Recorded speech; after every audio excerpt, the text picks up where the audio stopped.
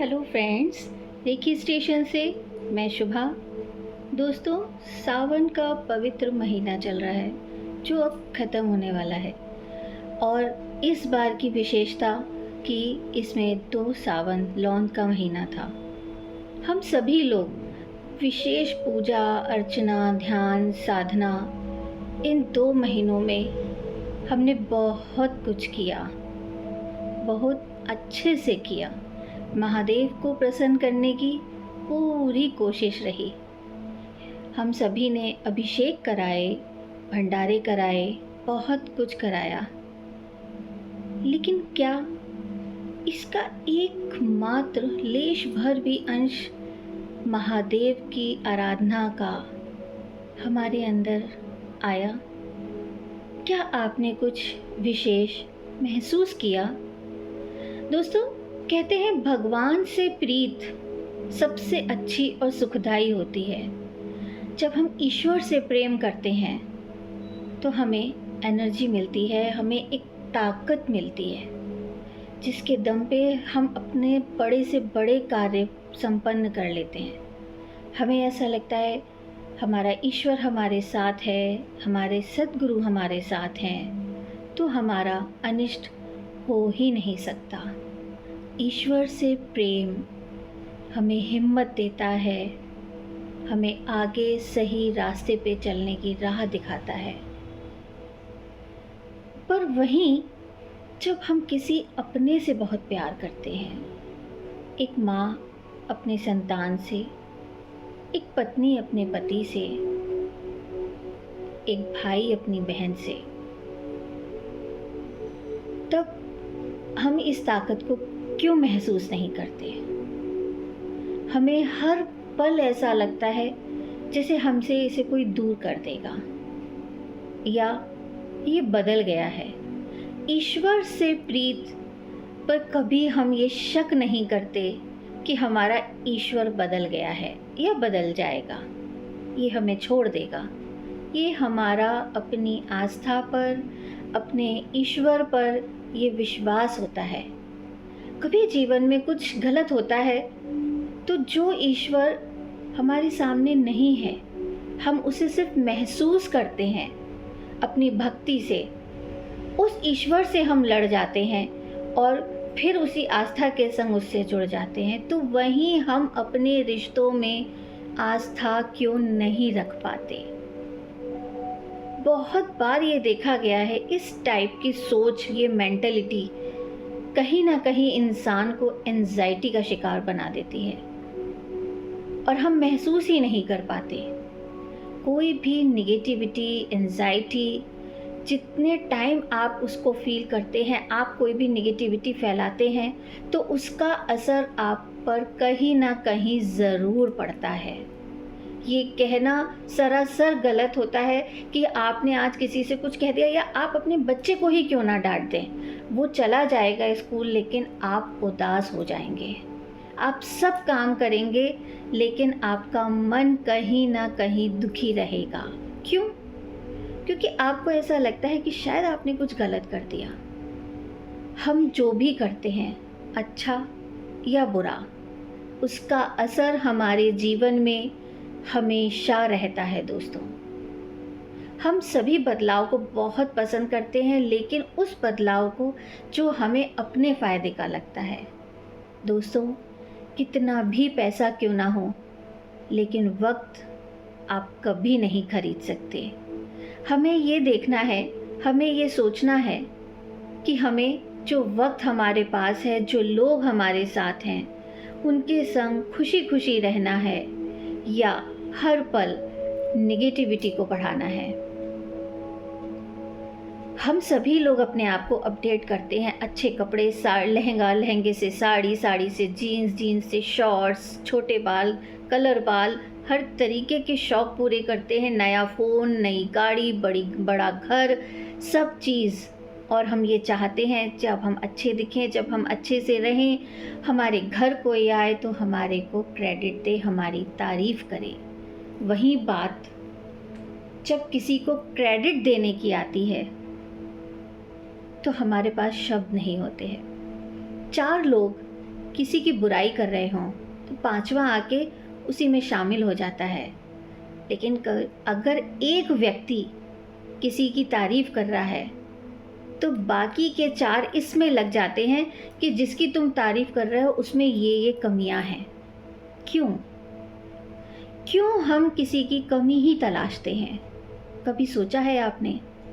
अगर ईश्वर हम में कमियां तलाशने पे आ जाए तो हमारी किसी भी आस्था से, हमारी किसी भी पूजा से, हमारे किसी भी अनुष्ठान से वो प्रसन्न हो ही नहीं सकते। वो निष्पक्ष प्रेम जो एक माँ करती है वही ईश्वर भी करता है। एक माँ अपने बच्चे को डांट भी सकती है और मार भी सकती है। तो यही रास्ता हमें अपनाना है, निष्पक्ष रहना है। ये साइंटिफिकली और मनोवैज्ञानिकों के द्वारा ये प्रूफ हो चुका है कि जब हम किसी को क्रेडिट देते हैं, इसका मतलब ये नहीं है कि उसे हम डाउन कर रहे हैं। इसका मतलब ये है कि हम उसे मोटिवेट कर रहे हैं, उसे आगे बढ़ने के लिए प्रेरित कर रहे हैं। जब बच्चा पहली बार स्कूल जाता है तब एक माँ अपने बच्चे को अच्छे से तैयार करती है, उसको अच्छा लंच बना के देती है और उसके पहली लिखाई पे, पहली पढ़ाई पे, पहले रिज़ल्ट पे वो उसकी बहुत तारीफ़ करती है। उस वक्त वो ये नहीं सोचती कि ऐसा करने से मेरा बच्चा सर पे चढ़ जाएगा। वो ये सोचती है ये इसका पहला कदम है और इसे ऐसे ही जाने कितने कदम आगे बढ़ाने सफलता की ओर। ये सोच रखते हुए एक माँ अपने बच्चे की तारीफ करती है। तो फिर क्यों हम अपने घर में एक नए सदस्य के आने पे उसकी तारीफ नहीं कर पाते? क्यों हमें ऐसा लगता है कि बहू की या दामाद की ज़्यादा तारीफ करने पे वो सर पे चढ़ जाएगा? क्यों? क्या ये उसकी पहली क्लास नहीं है? क्या ये उसका आपके परिवार में पहला कदम नहीं है? जब हम आजकल बच्चों को या किसी भी चीज़ में पार्ट करने पर एक पार्टिसिपेशन सर्टिफिकेट दिया जाता है, सारे कोचेस, टीचर्स, माँ बाप सब यही सिखाते हैं कि जीतने से ज़्यादा ज़रूरी है कंपटीशन का पार्ट बनना। हम उसे इनकरेज करते हैं। तो फिर क्यों हम अपने सदस्यों को इनकरेज नहीं कर पाते? और अगर कोई कर रहा है तो उसे भी मना करते हैं। कभी सोचा है ऐसा होता है ना? अक्सर ही ऐसा होता है। एक इनसिक्योरिटी, एक अजीब ही तरीके की एंजाइटी हम सब लोग पाले हुए हैं। हमें ये विश्वास ही नहीं है कि जो हमारा है वो हमारा ही रहेगा। आज चंद्रयान सफल होने जा रहा है और हम वहीं बैठे हैं, उसी सोच के साथ बैठे हैं। जब बात अपनों की आती है तो हमारी सोच बिल्कुल ही 1936 वाली हो जाती है और जब कपड़ों की आती है तो हम ज़माने के साथ चलते हैं। ऐसा क्यों? समानता क्यों नहीं है? जितना आगे हम बढ़ रहे हैं या बढ़ना चाहते हैं उतना ही हमें अपनी सोच को भी बढ़ाना पड़ेगा। उसे एक प्योर मेंटलिटी देनी होगी जो हमारे लिए अच्छी है, किसी और के लिए नहीं। अगर हमारी वजह से कहीं का माहौल अच्छा होता है तो हमें भी खुशी मिलेगी और अगर ख़राब होता है तो उसका असर हम पे ज़रूर पड़ता है, आज नहीं तो कल। जो हमारा है वो हमेशा हमारा रहेगा। इस बात का हमेशा विश्वास रखना चाहिए। अपने प्यार पर एक विश्वास के साथ रहना चाहिए कि हमें इससे कोई दूर नहीं कर सकता। इस मेंटलिटी को सुधारिए, वक्त रहते बदल जाइए, वरना वक्त कभी आपका साथ नहीं दे पाएगा और आप यही सोचते रहेंगे कि मैंने तो बहुत पूजा अर्चना की थी, फिर मेरे साथ ऐसा क्यों हो रहा है? क्यों मैं अकेला हूँ या अकेली हूँ? अपनी सोच को बदलिए उसे पॉजिटिव कीजिए। रुद्र अभिषेक के साथ अपना भी अभिषेक कीजिए, जो ज़्यादा ज़रूरी है। नए ज़माने में नई सोच के साथ रहना बहुत ज़रूरी है। अच्छी बातें करना सबसे आसान काम होता है, मुश्किल काम है उसे अपने ऊपर अमल करना।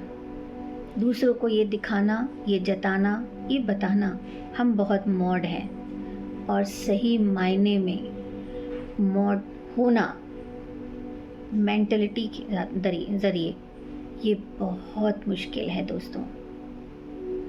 हमें अच्छा लगता है, हम एक डुअल पर्सनैलिटी बन के जीते हैं, सामने कुछ, बाहर कुछ और दिल में कुछ।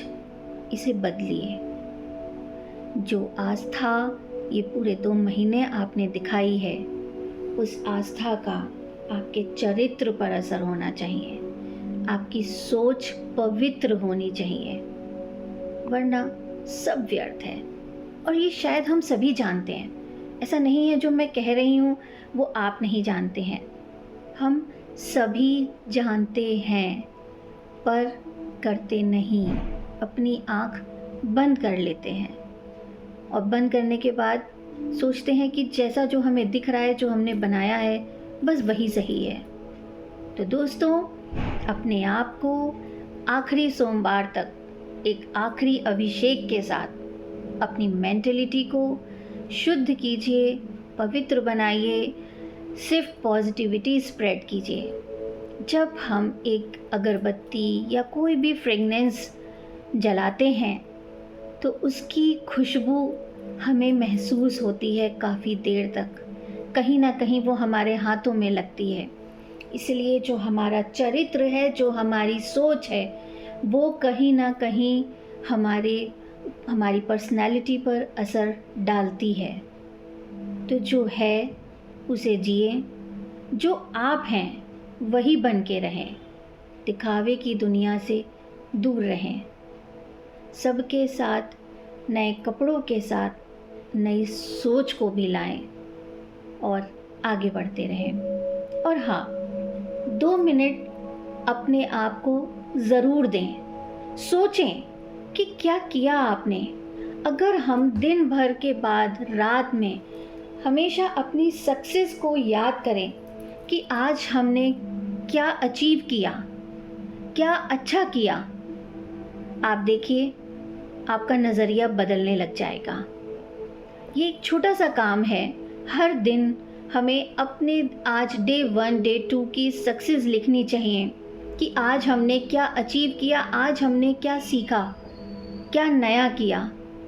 जब हमारी सोच ही अच्छी चीज़ देखने पे आ जाएगी तो फिर कितना भी ब्लैक स्पॉट हमारे सामने क्यों ना हो, वो हमें नज़र नहीं आएगा। तो अपने आप को बदलें, मेडिटेशन ज़रूर करें। ईश्वर आपसे प्रसन्न रहेंगे, भोलेनाथ आपसे प्रसन्न होंगे अगर आपकी सोच पवित्र होगी। So thank you friends, thank you.